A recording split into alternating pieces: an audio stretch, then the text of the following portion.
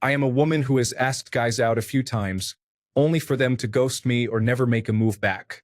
I'm kind of tired of it, but I've heard multiple times that when women make the first move, it usually works better, or the guys mostly say yes. I guess I'm just confused why no one wants me. Story 1-1. Her personality. 2. Her looks. 3. Her behaviors and mannerisms. 4. Her fashion. 5. Her sense of humor. 6. Dude is not into women.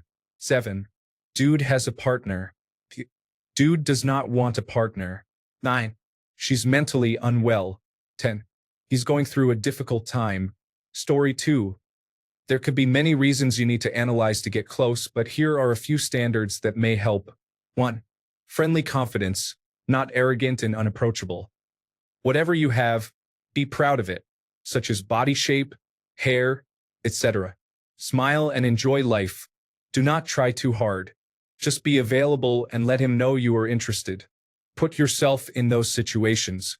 Attend single events and clubs, take a golf lesson, join a cycling club. Not everyone is available on your timeline. Just like guys, you will have to deal with a group that is willing to say hi but not really available. Just go with the flow and do not let anything or anyone steal your peace and joy. Story 3. Everyone has different things that they like. Some like shy girls, others like bossy girls, and still others like bubbly, optimistic girls. The same with anything, there will be some who like it and some who don't. Don't take it too harshly. They could like you but just not want to date you. Rejection is tough regardless, but you have to take it, learn, and try again with someone else. If you really want, you could probably ask him directly why he isn't responding to your advances. You may be surprised at what he says. When you say you've made the first move, did you make it explicit you are interested in going on a date? Some guys, like me, need to be told in no uncertain terms that someone is interested in them. Otherwise, they might think the other person is just being nice, doing their job, or taking pity on them. Story 4. I could use some woman in my life, but just thinking about it makes me exhausted. Comfort, maybe? With most of its looks, people don't say it out loud. But if the first thing you see is a woman that you are not attracted to, then it's hard to follow and be with someone you don't find appealing. And don't get me wrong, even the most beautiful person can be unattractive to some. Some have no initiative. Some are too eager to get there. The last girl was into gothic style, and I like anime, so just thinking about combining these two worlds sounds exhausting.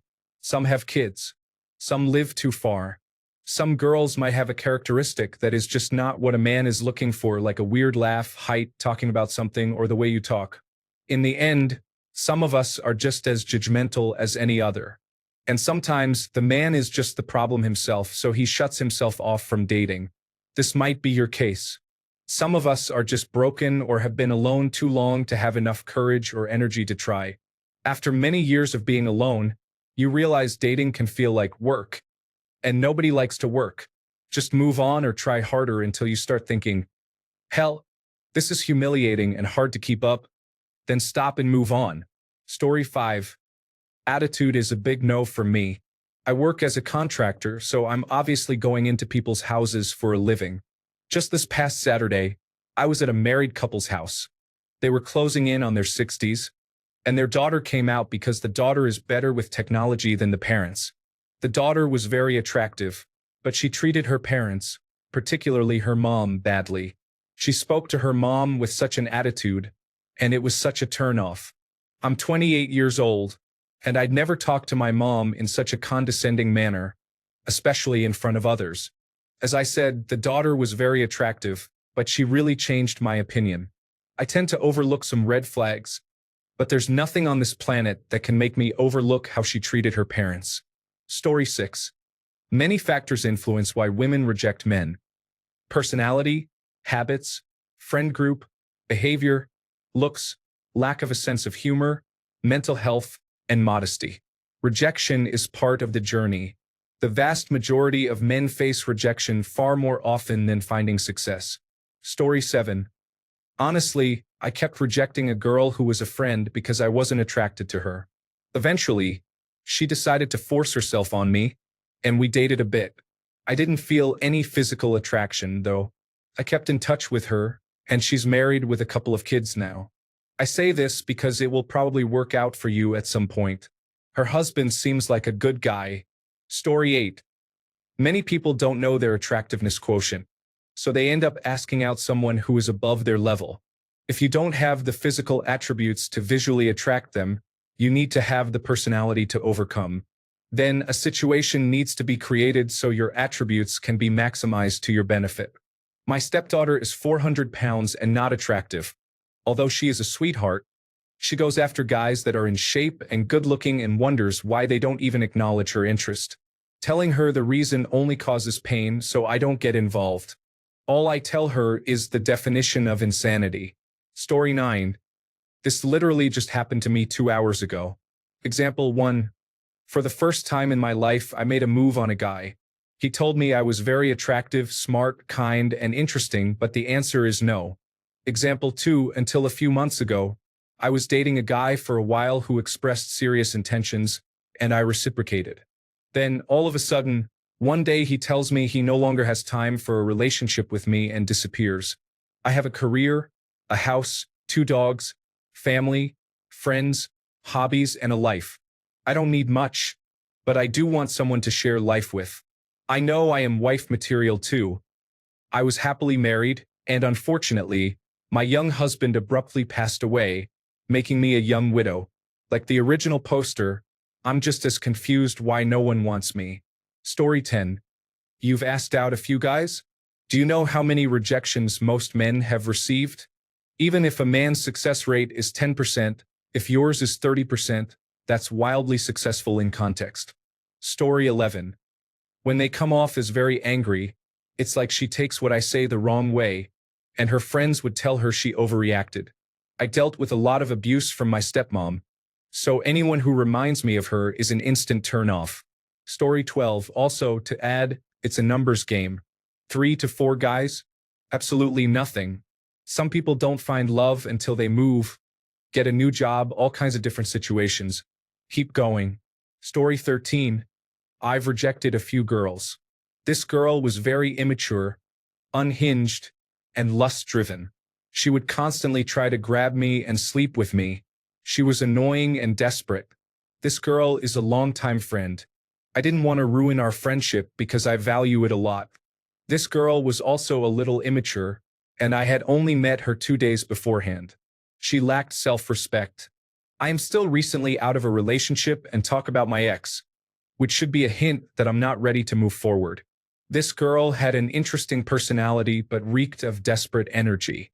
She was a little creepy, and I wasn't attracted to her looks. I would have been friends with her if she weren't so creepy. This girl was lust-motivated and would only keep you interested to try to get into your pants. It's a shame because she was very smart and pretty, but I have more self-respect than to just sleep with anyone. It's very situation-based. Hopefully that was insightful to you. Story 14.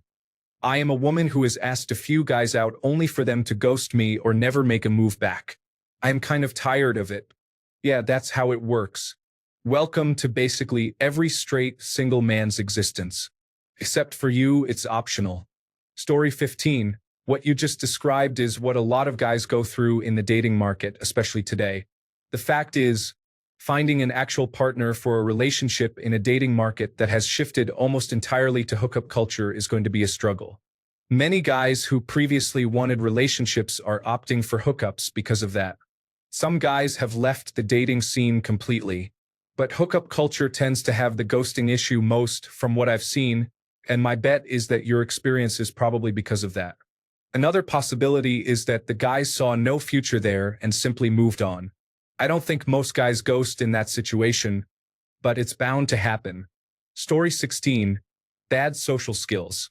Bad communication skills. Acting entitled.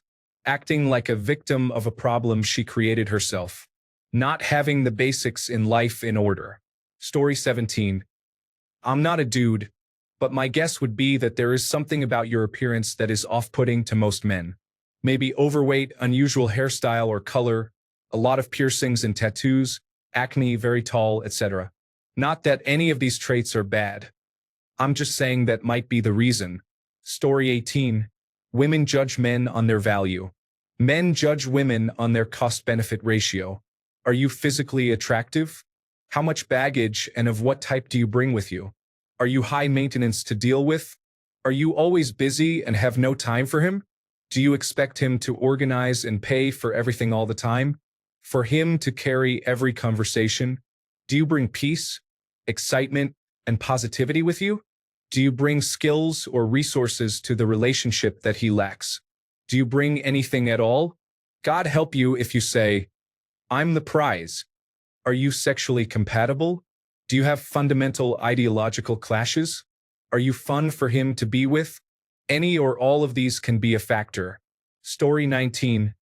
Personality is the number one reason. It's extremely important for a man to know a woman has a good personality and is emotionally intelligent before he takes things further with her. Story 20. I know it sounds old-fashioned, but in my experience, making the first move as a woman never really worked for me. Or worse, it ended in humiliation and heartache. Story 21. 1. Bad hygiene. 2. Incompatible goals. 3. Incompatible personalities. 4. Being boring. 5. Not showing interest. 6. Expecting me to do all the work. 7. Being lazy. 8. Not physically my type. 9. Selfish. 10. Dishonest. 11. Seeing multiple people. 12. Toxic mental health issues such as borderline personality disorder or narcissism. 13. Doesn't like cats. 14. Some obsession with an ideology like veganism or feminism that I don't want emphasized. 15. Incompatible values.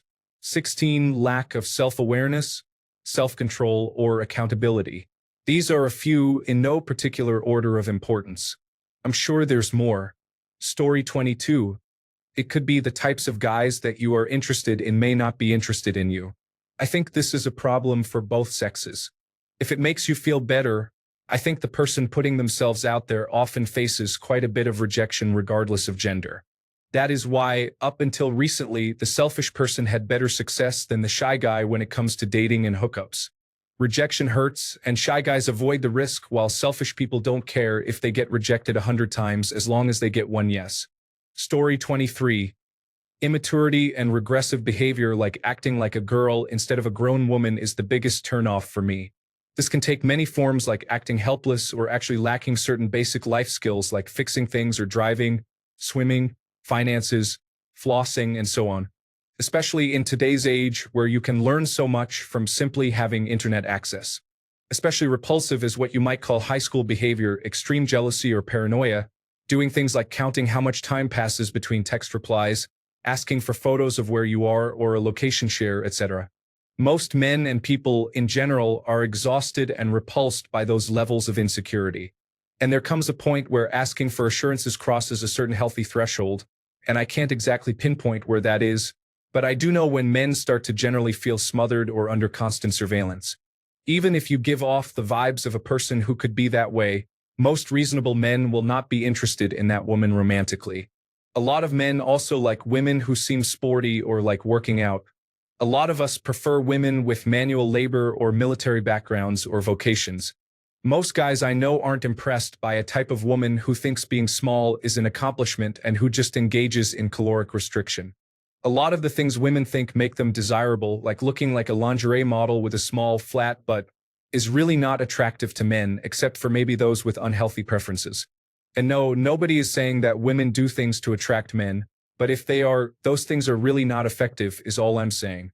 Being too thin or too overweight are big factors too. And no, not just because of appearance, oftentimes people will evaluate your looks and fitness level and do a quick simulation of what daily life would be like with you, whether or not it is accurate. If a woman is too thin, for example, a guy who is super into food or cooking might be turned away. If a woman is quite large without muscle, a guy who values dynamic travel and physical activity will be turned away. Could also be that some guys are intimidated, that happens too. Story 24. I am super picky, but my deal breakers are being evil, bad hygiene, being unattractive to me, liars, blatant hypocrisy, incompatible values, and incompatible personality. Story 25-1. A lot of male friends. Most of these men are just waiting for their chance to be with the girl. I don't mind a few, But when I've never met them and you spend more time and attention on them instead of me, I'll treat it as a casual thing. Looks. Sometimes I'm just not attracted to you. I'm in the gym almost every day trying to improve my physique, and I expect you to at least do the bare minimum in trying to be healthy. Hygiene. I've been with a girl who had poor hygiene. Never again. I dated her for 6 months and had sex with her twice. Disagreeable or stubborn? I don't mind a girl who is willing to stand her ground, but if she's not willing to compromise or if everything I do is considered wrong, then it's just not worth it. I already have to deal with people like this at work, and I don't want to do it at home. Cold or dismissive? I need to feel wanted and needed. It's the whole provider and protector role that I enjoy playing. High body count. My body count isn't high, but it's not 0. Frankly, I get insecure when a girl has more experience than I do. Plus, if she's been with many people and couldn't form a long-term relationship, that shows a lack of commitment. Lack of intimacy or initiative. I know sex isn't the focal point of the relationship, but I'm a young man with a high libido. If every time I try to initiate intimacy and get rejected, I'm gonna stop trying. Plus, if it's only on your terms, it shows selfishness. Dishonesty, direct or indirect. I have been deceived by everyone in my life in significant ways, so naturally, I have trust issues. I have never been completely open with anyone, not even my mother, and it would be nice to have someone I can trust. If you lie to me or lie by omission, I will start to question everything about the relationship's integrity.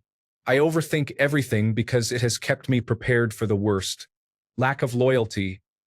I know this falls under the dishonesty category, but if I catch you messing around with another man, it's over immediately.